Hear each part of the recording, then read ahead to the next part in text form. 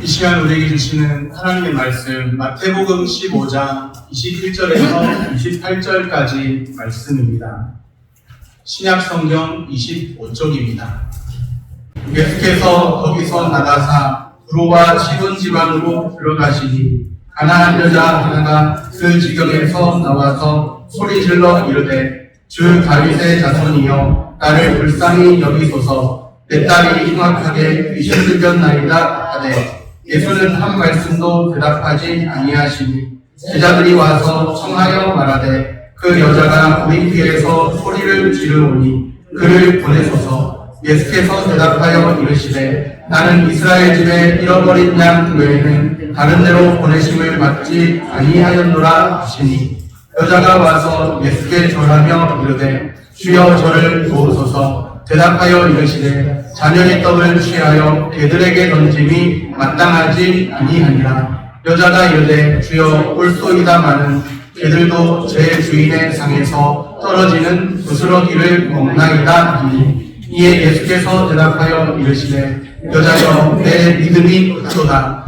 내 소원대로 되리라 하시니 그때로부터 그의 딸이 나으니라. 아멘. 샬롬. 주님의 평강이 함께하기를 소원합니다. 네. 오늘 본문은 마태복음 15장 21절에서 28절까지 말씀입니다. 유대인들이 부정하게 생각하던 이방인, 그것도 이방 여인의 여인인데요. 이방 여인. 그 이방 여인의 믿음을 칭찬하신 사건입니다. 예수님은 이방 지역으로 향하셨습니다. 21절 말씀입니다. 예수께서 거기서 나가사 두로와 시돈 지방으로 들어가시니 여기서 거기는 바리새인 서기관들과 정결에 관한 논쟁을 하셨던 곳으로 추정됩니다. 곧 가버나움일 것으로 예상됩니다. 예수님은 더욱 고조되는 종교 지도자들과의 긴장을 직감하셨죠. 예수님은 잠시 유대 지역을 떠나서 두로와 시돈 지방으로 가셨습니다. 유대인들을 떠나서 이방인들에게로 향하셨습니다. 예수님은 거기서 가나안 여인을 만나게 됩니다. 마가복음에는 수로보니게 여인으로 언급된 그 여인입니다. 마태복음에는 그 여인을 가나안 족속으로 말하고 있습니다. 가나안 족속, 우리가 가나안하면 떠오르는 사건이 하나 있는데 구약시대 여호수아 때 가나안을 정복했던 사건이죠. 가나안에는 가나안 원주민들이 살고 있었고 그런데 여호수아 시대 때 그 가나안 원주민들과의 전쟁을 치러서 이기고 가나안을 정복했습니다. 가나안 족속, 이스라엘의 옛 원수의 자손이죠. 이스라엘의 옛 원수의 자손이 가나안 족속의 여인입니다. 그 이방 여인이 지금 누구를 찾아왔다는 거예요? 예수님을. 특별히 이방인과 유대인이 서로 원수 관계인데 유대인인 예수님에게로 왔다는 그 사실을 마태는 강조합니다. 22절 말씀입니다. 가나안 여자 하나가 그 지경에서 나와서 소리질러 이르되 주 다윗의 자손이여 나를 불쌍히 여기소서.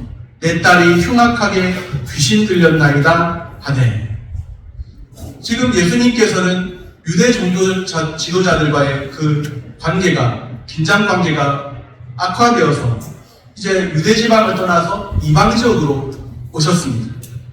유대 종교 지도자들은 예수님을 배척했죠. 오히려 이방 여인인 가나안 여인, 이 여인은 예수님을 찾아왔습니다. 예수님을 찾아와서 뭐라고 하느냐?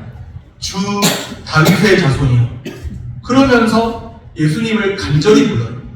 원래 유대인과 이방인은 친한 관계가 아닌데 서로 원수 관계였는데 이방 여인인 그가 유대인인 예수님을 친히 찾아와서 주 다윗의 자손이 하면서 그렇게 간절히 예수님을 찾고 부르고 있다는 사실이죠.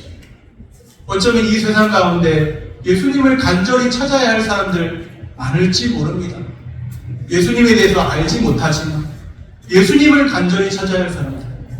지금 이 여인, 이방 여인이 주 다윗의 자손이여 하면서 예수님을 간절히 찾고 부르고 있습니다.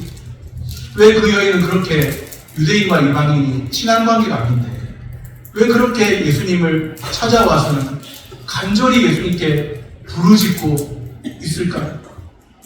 뭔가 문제가 있기 때문이지. 어떤 문제였을까? 나를 불쌍히 여기소서. 내 딸이 흉악하게 귀신 들렸나이다. 딸이 문제가 있는 거야. 딸이. 그 여인에게 절박한 상황이 있는데 딸은 할 일 다 끝났지 않겠습니까? 그 딸을 위해서 할 수 있는 의료 기술이라든지 그런 건 다 동원해보지 않았겠습니까? 그런데 안 되는 거예요.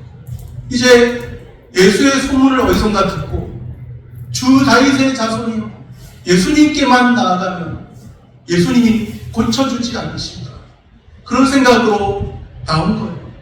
절박함, 그 여인에게 있는 절박함이 예수님을 찾게 만들었습니다.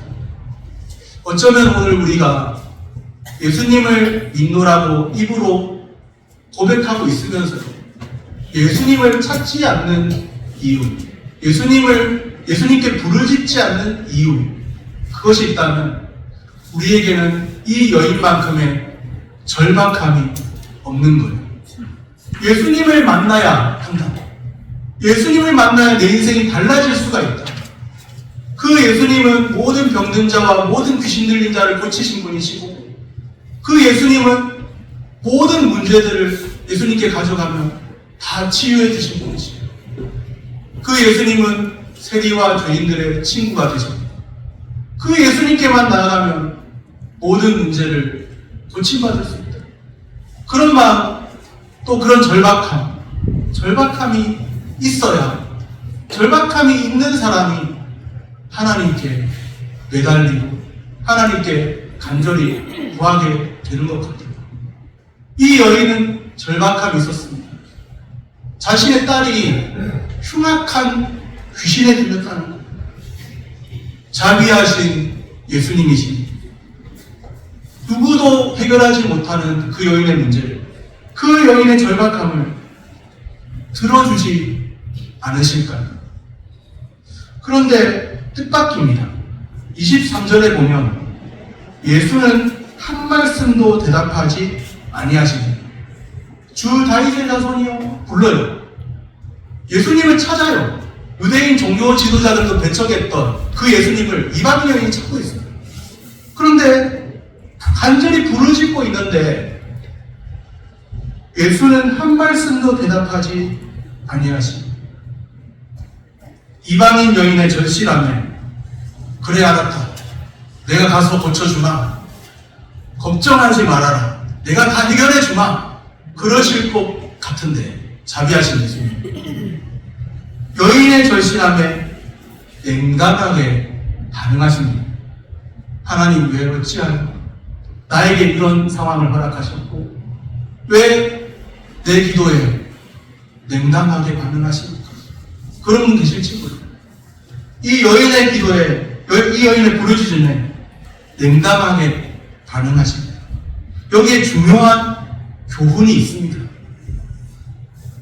주님은 때로 우리의 기도가 얼마나 절실한지 보려 하십니다. 다 알고 있죠. 다 알고 있어요. 우리가 얼마나 절실한지 모르시지 않습니다. 다 알고 계세요. 그럼에도 불구하고 얼마나 절실하게 주님을 찾는지, 주님을 찾고 있는지 보고 계십니다. 믿음을 연단하시며 응답을 지체하실 때가 있습니다. 우리의 믿음을 보기를 원하세요. 응답이 지체되어도 포기하거나 낙심하지 마시기를 바랍니다. 여인은 참으로 절실했습니다. 그 누구보다도 절실했던 것 같아요. 자신의 사랑하는 딸에게 흉악한 귀신이 들렸어요. 사랑하는 딸인데 보기 좋은 모습이 아니라 흉악한 모습이에요. 보통 큰 문제가 아니죠. 이거 어떻게 해결되냐? 아무리 해결하려고 발버둥 쳐봤지만, 나름 시도해봤지만 해결이 안 됐었습니다. 그러나 쉽게 포기하지 않습니다. 포기할 수 없는 거예요. 23절을 다시 보니 제자들이 말합니다. 예수님의 제자들. 그 여자가 우리 뒤에서 소리를 지르오니 그를 보내소서. 제자들은 유대인이니까 이방인들과 유대인은 상종하지 않고 서로 관계를 맺지도 않고 원수처럼 지내니까 이방 여인이 뒤에서 소리 지르는데 그냥 돌려보내십시오. 그러고 있는 거예요. 그런데 그 여인에게 있는 절실함이 누가 뭐라 하든지 계속해서 소리 질러 구하게 했습니다. 이방 여인이 소리 질러 구하니 제자들의 반응도 냉담했습니다. 예수님만 그런 것이 아니라 예수님은 침묵하셨는데 제자들의 반응도 냉담했습니다. 그를 보내소서. 저렇게 귀찮게 소리 지르는 이방 여인 돌려보내십시오. 제자들은 그 여인을 가까이 할 필요 없습니다. 돌려보내십시오. 그렇게 말했습니다. 제자들의 말을 듣고 예수님이 말씀하시죠. 24절 말씀입니다. 예수께서 대답하여 이르시되 나는 이스라엘 집에 잃어버린 양 외에는 다른 데로 보내심을 받지 아니하였노라 하시니. 이방 여인의 간절한 부르짖음이 있는데 예수님이 오케이 하시는 것 같아요? 아니면 노 하고 거절하시는 것 같아요? 이스라엘 집에 잃어버린 양 외에는 나는 다른 데로 보내심 받지 아니하였다. 거절을 말씀하시는 겁니다. 한 번은 침묵으로, 또 한 번은 명확한 거절로 응답하십니다. 나는 이스라엘 집에 잃어버린 양에게로 보내심을 받았지 이방 여인을 내게로 보내심을 받은 게 아니다. 다른 데로 보내심을 받지 않았다. 그러면서 이렇게 거절하셨어요. 그런데 그 여인은 두 번의 거절에도 불구하고 포기하지 않습니다. 우리 같으면 쉽게 포기했어요. 한 번도 아니고 두 번이고. 그냥 예수님의 뜻이 그러시니 어찌할 수 없다. 그랬을 것 같아요. 그런데 그 여인은 포기하지 않습니다. 25절에 예수께 절하며 그 여인이 말합니다. 주여 저를 도우소서. 그런데 이번에는 예수님이 도와주실 것 같죠. 모욕적으로 들리는 말씀까지 하십니다. 26절 말씀입니다. 대답하여 이르시되 자녀의 떡을 취하여 개들에게 던짐이 마땅하지 아니하니라. 이거 너무하지 않습니까? 어찌 생각하면 자녀의 떡을 취하여 개들에게 던짐이 마땅하지 않다. 도와달라는데 자녀의 떡을 취하여 개들에게 던짐이 마땅하지 않다. 이쯤 되면 웬만한 사람 다 포기하고 돌아섰습니다. 쉽게 구한 것도 아니지만 하나님께 구했는데 하나님의 뜻이 나의 기도에 응답하지 않았다. 그랬을 것 같아요. 이쯤 되면 포기할 것 같습니다. 그런데도 그 여인은 포기하지 않습니다. 27절 말씀입니다. 여자가 이르되 주여 옳소이다마는 개들도 제 주인의 상에서 떨어지는 부스러기를 먹나이다 하니. 이 본문을 읽으면서 예수님 너무하시네 이런 생각했을지 몰라요. 아니 어떻게 도와달라는데 자녀의 떡을 취하여 개들에게 던지니 이런 말씀 하실 수 있나요? 그런데 참 이 여인도 대단한 겁니다. 주여 옳소이다마는 옳다고 인정해요. 옳소이다마는 개들도 저의 주인의 상에서 떨어지는 부스러기를 먹습니다. 그 말은 저에게 부스러기 같은 은혜가 부스러기라도 하나님의 긍휼을 베풀어 주십시오. 철저히 주님의 긍휼만을 구하며 매달립니다. 다른 방법 없잖아요. 우리에게 다른 방법이 있습니까? 인간적인 방법으로 해결할 수 있는 다른 방법 없을 때가 많아요. 우리가 여기 계신 분들 다 인생에 60, 70 이상 다 되신 분들이 많이 계십니다. 인생에서 쉽게 잘 해결되는 일보다 좀 방법이 없어 보이는, 답이 없어 보이는 상황이 더 많은 것 같아요. 살아가면 살아갈수록 그런 상황이 더 크게 다가옵니다. 그런 것을 조금씩 느끼고 있습니다. 답이 없는 것 같아요. 방법이 없는 것 같아요. 아무리 주위를 돌아보아도 방법이 안 보이는 것 같아요. 대책이 없는 것 같아요. 그런데 철저히 주님의 긍휼만을 구하며 매달립니다. 개들도 부스러기를 먹는데 자신에게 부스러기 같은 긍휼, 은혜라도 베풀어 주시길 구합니다. 그러면 우리 주님이 부스러기 주실까요? 아닙니다. 우리 주님이 베푸시는 은혜는 우리 주님이 한 번 은혜를 주시고 한 번 풀어주시면 부스러기 주시는 것이 아니고 충족한 은혜를 베푸십니다. 아멘. 그 여인에게 있는 절실함을 우리 주님이 드디어 보셨어요. 처음부터 그 여인의 부르짖음을 들어주지 않으려고 했던 것이 아닌 거죠. 28절 말씀입니다. 이에 예수께서 대답하여 이르시되 여자여 너의 믿음이 크도다. 너의 소원대로 되리라 하시니 그때로부터 그의 딸이 나으니라. 아멘. 그 여인의 딸은 나았습니다.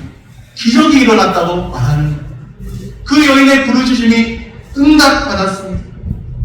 딸이 회복된 그 순간 귀신이 떠나가고 딸이 귀신에게서 노임받고 딸이 회복된 그 순간 그 여인의 고통도 떠나갔습니다. 고통에서 노임을 받았습니다. 여자여 너의 믿음이 크도다. 이방 여인이 그런 말을 들었다고 한다면, 유대인과 상종하지 않는 이방 여인이 그런 말을 들었다고 한다면, 사실상 유대인 예수님과 동일한 유대인이라면 더욱 그런 말 들어야 하잖아요. 우리가 진정 하나님의 백성이라고 한다면, 하나님의 자녀라고 한다면 이런 말을 하나님께 들어야 하잖아요. 누구누구야 너의 믿음이 크도다 그러시면서 지금 이방 여인의 믿음을 칭찬하십니다. 우리 주님께서는 이러한 믿음을 기뻐하셨습니다. 철저히 주님의 긍휼만을 구하는 믿음입니다. 아무리 계산기를 두드려 봐도 답이 안 나오잖아요. 어떻게 하시겠습니까? 더 근심하시고 더 염려하시겠습니까? 근심으로 염려로 해결 안 된다는 걸 아는데 더 걱정하시겠습니까? 아무리 계산기를 두드려 봐도 답이 안 나오는 그 상황, 무엇을 우리가 해야 할까요? 주님 앞에 철저히 엎드려야 할 순간입니다. 철저히 주님만의 긍휼을 구하는 믿음, 오늘 우리에게 있을까요? 그 믿음에 우리 주님이 응답하실 줄로 믿습니다. 세상에서도요, 뜻이 있는 곳에 뭐가 있다? 길이 있다. 그런 말 있잖아요. 그런데 우리 주님이 자기 자녀들의 그 기도에 응답하지 않으시겠습니까? 하나님이 택하신 그 자녀들의 기도에 우리가 철저히 주님 앞에 엎드리면 주님이 반드시 그 기도를 들으시고 길을 내주실 줄로 믿습니다. 말씀을 정리합니다. 믿음을 연단하시고 응답을 지체하실 때가 있습니다. 철저히 주님의 긍휼만을 구하며 매달려야 합니다. 하나님께, 살아계신 하나님께 매달려야 합니다. 때로 응답이 지체되어도 낙심하지 않고 철저히 주님의 긍휼을 구하며 살아가시기를 바랍니다. 목회하면서 그런 걸 더 많이 겪는 것 같아요. 내가 예상치 못하는, 내가 생각지도 못하는 그런 일들이 일어나는구나. 이런 일, 저런 일. 그런데 처음에는 걱정해요. 저도 사람이지. 처음에는 걱정이 되더라고요. 걱정부터 되더라고요. 그런데 어느 순간 되면 새벽에 내가 이 시간 나왔는데 뭐 하고 있지? 이 시간에 하나님께 엎드려야지. 그래서 기도하게 돼요. 금요 시간 되면 우리 교회 금요기도 시간이 있으니까 또 먼저 1시간 전에 예배 준비하다 보면 나와서 힘든 순간에 기도하게 돼요. 누가 기도하라고 한 것도 아닌데 내 마음속에 믿음이 있어서 그런지는 몰라도 하나님께 이런 상황, 저런 상황 놓고 하나님 어떻게 하면 답이 없습니다. 하나님 어떻게 하면 좋습니까? 구하게 되더라고요. 하나님께서 하나님의 자녀들의 그 기도에 길을 보여주시고 응답하여 주실 줄로 믿습니다. 주님의 긍휼을 구하는 우리를 긍휼히 여겨주시기를 축복합니다. 기도합니다.